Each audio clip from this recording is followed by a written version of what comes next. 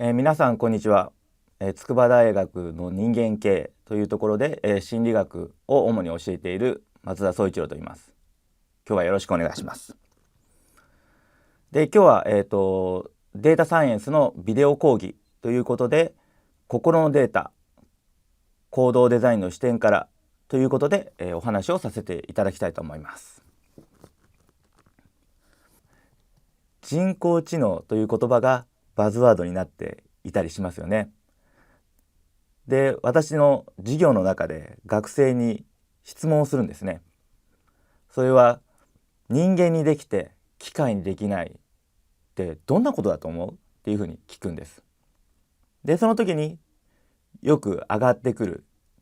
考えというのが、人間は意識を有することができるけれども機械は有することができないとか、人間は感情を持つことができるけど機械は感情を持つことができないだとか、人間は共感するだろう、でも機械はできないとか、人間は想像することができるけれども機械はできないとか、人間は痛みを感じることができるけれども機械にはできないとか、人間は愛することができるけれども機械にはできないだとか。でもその人間はできてるって前提、それ本当なんでしょうか。これらの人間にできて機械にできないと思われていること、本当に人間はこれ全部できてるんでしょうか。皆さんはこれらができている、人間にはできているってどうやってわかるんでしょうか。で、この人間にはできていると思われるであろう共感や感情、痛みなどの心的現象というものを科学的、客観的な方法で探求していく。それ、心理学っていう学問なんです。で、この時に、共感や感情、痛みなどの心的現象を科学的かつ客観的っていった時に何が必要になってくるのか。それは計測なんですね。それでは心を科学的客観的にどうやって測ることができるんでしょうか。その時に心理学といってもさまざまなタイプの研究があるんですけれども、大きく分けて3つあると思います。それは一つに記述的な研究。これは X が正規しているということを分かることができる研究です。そして相関的研究。これは X は Y に関係しているということが主張できる研究です。そして実験的。これは X は Y の原因であるということを主張することができる研究です。で、それぞれ記述的研究は観察に基づくものであったり、フィールド研究であったり、相関的研究はフィールド研究であったり、調査が非常に多いですね。で、実験的研究というのは統制された実験によって、行われています。で、私は主にこの中でも実験的研究というものをメインに、行っています。で、これまでのその実験的研究であったり相関的研究であったりというもので、どうやって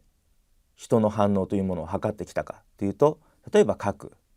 質問紙に対して1から4を選べとかって言ってですね、丸をつけたりするものであったり、タイプするディスプレイに出されたものに対してキーボードを打って反応するであったり、こっちとこっちどっちが好きですかとかって聞かれてそっちですって答えるような選択ですね。で、あと今私がまさにそうしているように話しているものを録音して、そして文字起こしするというようなことが主な研究ではやられてきました。で、いわゆるその脳画像研究っていうものはこれらの反応系を取りながらその時に同時に脳反応を計測するというものなんですね。でこれからの心理学で測れるものっていうのはそれよりももっと多いんじゃないかっていうふうに思うんですね。例えば視線だったり対面だったり表情であったり動作であったりで、これもちろん最近急に測れるようになったわけではなくて昔からも測っていたんです。ただこれまではその人間によるクオリテイティブな定性的な判断が主だったものが定量的かつ今までは高価な機械でしか測れなかったっていうものがより安価に測れるようになってきたわけです。で昔はもっといろいろ大変な手続きが必要だったものが今はより容易に測れるようになってきた。で、ここまで喋ったところで自己紹介なんですけれども、私もともと心理学で博士を取ってでその後研究員として人工知能の研究室にいてでその後自閉症の研究センターっていうものを、経由して大学の教員を始めたんですね。で私の専門って自閉スペクトラム症と呼ばれる発達障害なんですね。で自閉スペクトラム症というのは社会的相互作用対人のインタラクションの障害によって特徴づけられる障害なんです。で診断基準としては社会的コミュニケーション対人相互作用の障害そして行動興味または活動の限定された反復的な様式というこの2点によって、特徴づけられています。でこの自閉スペクトラム症のある幼児に対しては早期により幼い頃から集中的継続的にトレーニングをしていくことによって知能指数だったり言語だったり適応行動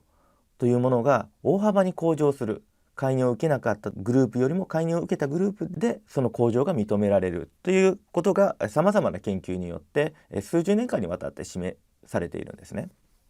で私の専門はその心理学の中でも応用行動分析学というその行動の原理原則に基づいて、それを現実問題の解決に利用するという、学問をやっています。でその時にその行動とは何かという問いから始まるんですね。で行動というものを行動分析学の中では単位の一つとしてオペラントというものがあるんですね。でこのオペラントでは行動をどのように捉えるのか、この時にまず個体有機体がいてそしてその有機体がいる環境があるわけです。そして個体は環境に影響を及ぼし環境は個体に影響を及ぼすんです。でこの個体と環境との相互作用というものを行動というふうに呼んでいるんです。個体のみでは行動というものは存在し得ないんですね。でこの時に時系列の時間軸を t と置いた時に環境から個体への働きかけというものが刺激になり刺激によって引き起こされる個体から環境への働きかけというものが反応となってそしてさらにその反応の結果環境から得られるフィードバック後続する刺激でこの刺激反応刺激というのを一つのユニットとして考えていくわけです。でこれだけだとですねよく分かりづらいと思うので、例を出したいと思います。でこれはですね振るのを止めるというのが刺激となり目を見るというのが反応そして止めて目を見るそしたら振られる赤ちゃんの側から見たら振られるのを止められる目が合うそしてさらにまた振られるこれが刺激、反応刺激となってアイコンタクトの形成というものが行われているわけなんです。でこれもですね、風船を膨らませて、でなんか顔に吹きかけると。で膨らませるとこちらを見る。そして目を見たらまた、風船の空気が吹きかけられる。でこれでまたアイコンタクトというものが形成されていく。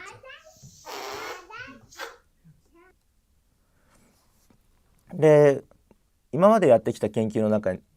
にはさまざまなトピックがあるんですけれども、このようなさっきの刺激反応刺激っていうものを、原理を使ってですね、社会的相互作用、対人のコミュニケーションを促進するということをやってきました。で、この研究だとですね、GA スペクトラム症のある子どもに対して、ただ普通にですね、すごいね、よくできたねとか、うんうんそうだねっていう、優しいただの大人として関わると、アイコンタクトや笑顔やアイコンタクトプラス笑顔、顔を見ながら笑顔になるっていうのってすごい全然起こんないんですね。これ縦軸が正規頻度、どれくらい起きたかっていうものを表現しているんですけれども、でそのユーモラスな関わりですね。例えばなんかただはいリンゴだよって渡すんじゃなくて、おうリンゴって言って渡したりとかですねでなんかただ笑顔で返すだけじゃなくてっていきなり変な表情をしたりとかですね、っていういきなり突飛な行動をしたりっていうことを含めた手続きによって関わると、グッとですね、これ縦軸正規頻度どれくらい正規したかなんですけど、もう目がほとんどずっと合ってる。でめちゃくちゃ笑顔で、今まで人に向けて普通にかかってる時には人に向けた笑顔っていうものがほとんどなかったのがかなり正規するようになったと。で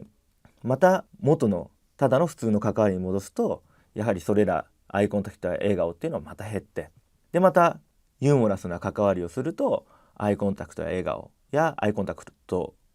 プラス笑顔というものが増えたっていうことをやったんですね。でこの時にですね、明確ですよね。アイコンタクトや笑顔がどれくらい増えたかっていうのはすごい如実に条件下で分かったと。でそれは僕にとっては嬉しかったんですけれども、この研究6ヶ月間やっているんですね。でその間のビデオを見ながら、でフレームごとに、ビデオのフレームごとにですよ、今見た、今笑った、今見た、今笑ったっていう判断をしていかないといけない。もう地獄のような作業なんですね。鬼のように手にもう時間がかかるし手間がかかるわけです。でこの研究の後にどうやって自動で、そしてより容易にデータを取得することができるのかということで、さまざまな情報工学者とコラボレーションをしながら研究を、進めていく契機になった研究です。でこれが、視線推定技術を用いた社会的注意のコーディング支援に関する研究で、これ東京大学の、コンピュータービジョンの研究者と一緒にやった研究なんですけれども、発達支援の中ではですね、対人的な注意、すなわち社会的注意というものをアセスメントする、行動観察によってアセスメントするような、行動観察技法があるんですけれども、その時にですね、ビデオを見ながら今見た、今笑ったっていうのを人の判断によってチェックをつけていくっていうものなんですけれども、それをより簡便に熟達した人じゃなくても容易にできるようにするために視線推定技術を使って、でそのビデオのタイムラインの中に今人の顔を見てるかもしれませんよっていうのをサジェストしてくれるような、インターフェースというのを開発して、でそうするとこれを使うと熟達化してない人でも、容易にできる、容易に社会的注意というものがコーディングできるというような結果が得られました。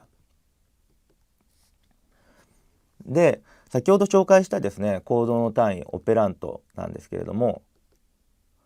これって環境が他の個体、他の人であることも考えられるわけです。でその時にその自分にとっての刺激というものは他者にとっての反応で、自分にとっての反応っていうものは他者にとっての刺激になったり、他者にとっての反応に対するフィードバックだったりするというふうに、常に我々人間というのはお互いに影響し合っているわけです。でこれをですね、どうやって測るかっていった時に、その実験的な統制っていうのは非常に難しいわけですね。相互に影響し合っているので、人間のやる反応っていうのは統一的にできないわけですよね。でその時にですね、どう計測するかっていうことなんですけれども、今までのその研究はどうも人工的に言うとですね、脳画像、いわゆる中枢神経系にフォーカスを当てた研究が多いんじゃないのかなというふうに思っていて、で末梢神経系の研究って非常に少ないんですね。末梢神経系の動きをもとに行動をどうやって計測していくか、そしてそれが2社以上の間でどのようなダイナミクスがあるのかっていう研究が少ないと。そこで、私はその行動をイメージングする技術を活用して、複数個体間2者間の相互作用というのをどうやって分析したらできるようになるのかということを考えています。でこれは、球体コミュニケーションデバイスによる交互交代を顕在化するという研究なんですけれども、このボールというものが一方を振るともう一方のボールが光って震えると。で光っていないボールを振っても、何にも起きないんですね。これってまさにやり取りの交互交代なんですね。で今までその交互交代が難しい、子どもたちに対してどうやって交互交代を教えるかっていう研究はすごいいっぱいあったんですけれども、その遊びそのものに交互交代を埋め込んでしまうっていう研究はほとんどなかったんですね。でそれを自閉スペクトラム症のある子どもたちにその交互交代デバイスを導入した時にですね、ただのボールとして遊ぶ時よりもその交互交代を顕在化させた自動フィードバック条件で社会的遊びが促進されたというような、研究をやって、データが得られたりしています。でまた、モーションキャプチャーを取り付けでですね、実際に大人と自閉スペクトラム症のある子どもが関わっている時にどのように位置関係が変わるのかということをどうやってモデル化するかっていう研究をしたりですね。で、先ほどまでその主にすごいやり取りで2者間のダイナミクスっていうことを話していたんですけれども、また別の、研究もしたりしています。これは視点変換スーツって言って、今シカゴ大にいる日田さんが、作ったものなんですけれども、こうやって視点だけが下がって見えるんですね。で頭部にオキュラスつけて、で腰のあたりにつけたカメラがですね、頭部動作に連動して動くんですね。そうすると、自分の視点が下がったように見える。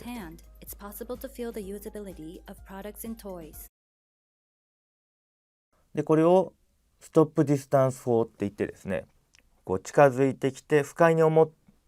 に感じたという距離でストップしてくださいということで、パーソナルスペースを計測する実験をやりました。でそれで視点が下がることによって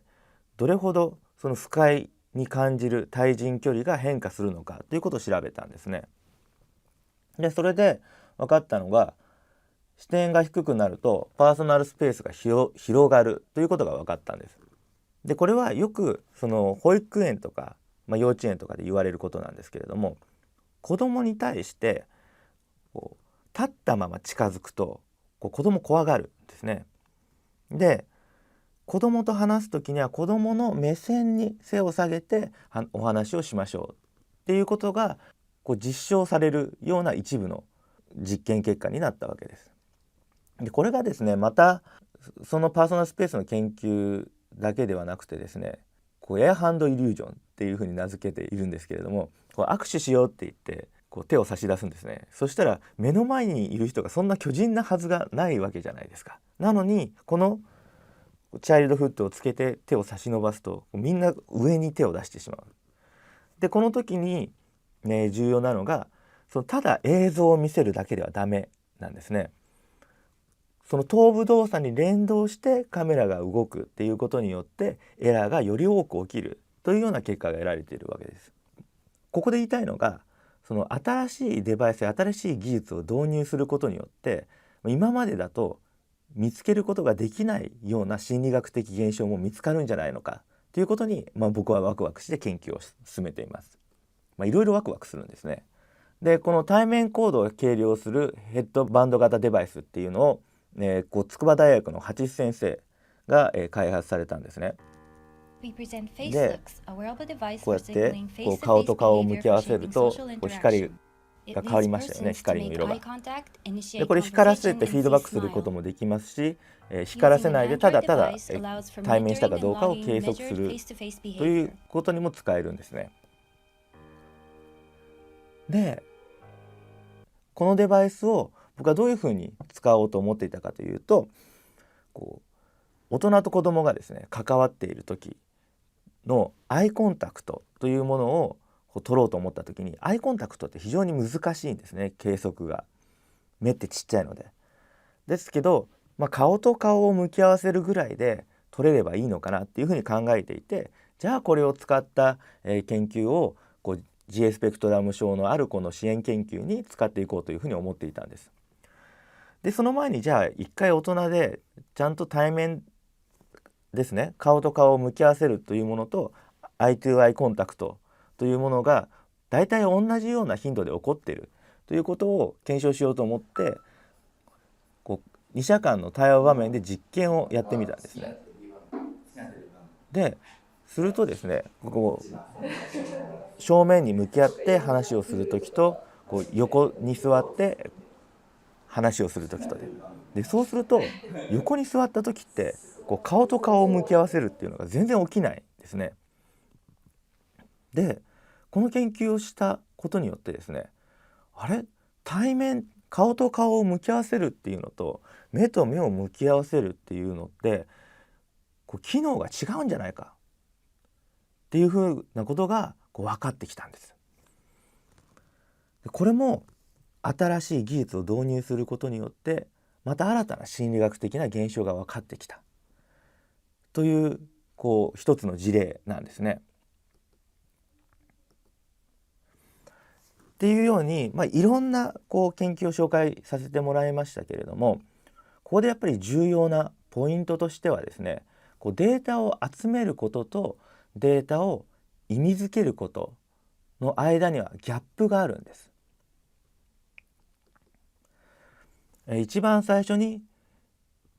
話しましたけれども、感情や共感や知能とか、例えば営業力であったり学習とか優しさってさまざまな言葉があります。でいろんな人が感情を測れましたとか共感測りましたとか営業力測りますとかっていうのをこれから皆さん聞くかもしれませんし、今までも聞いたことがあるかもしれません。でもその時に重要なのはどのように測ったのかで、さまざまなですね心理学的な特性、心理的な特性を具体的な出来事、具体的な事象というものを記述しながらどうやって測ることができるのかで、今測れるもので測ったものについてまだ測れていないものって何なんだろうかというふうに考え続けていくということが非常に重要なわけです。例えばこれは人の気持ちを読む新しい技術ですって言った時に、気持ちを読むってどういうことなんだろう。でその時に実際に測っているのは画像上の変化かもしれない。じゃあその画像上の変化というものは気持ちを表しているんだろうかと。じゃあ画像上の変化だけで検出できないものって何があるんだろうっていうことを常に考えていく。それが、重要だというふうに、私は考えています。はい。でまたデータを取ってきた時にですね、人間が認識できないデータというものをどういうふうに扱うことができるんでしょうか。でやはりそのデータというものを人間の認識の中に位置づけていくという作業が必要なんじゃないかなというふうに、私は考えています。はい、以上で、講義をおしまいにしようと思います。ありがとうございました。